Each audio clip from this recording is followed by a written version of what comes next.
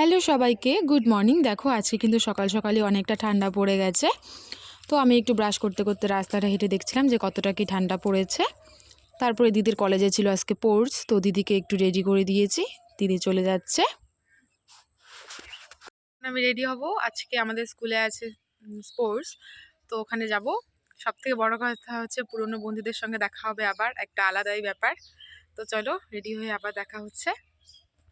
এই যে আমি রেডি হয়ে গেছি, তো এখন যাব স্কুলে, সবার সঙ্গে দেখা হবে। আলাদা একটা এক্সাইটমেন্ট হচ্ছে।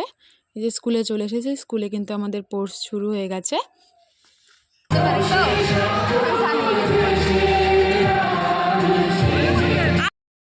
তো আমরা অনেক আড্ডা দেওয়ার পরে তারপরে চলে এসেছি এখানে ফুচকা খাওয়ার জন্য।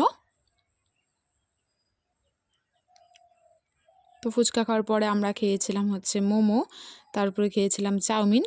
আর আজকের দিনটা খুব ভালো কেটেছে। তো আজকের ব্লগটা এখানে শেষ করছি। টাটা সবাইকে।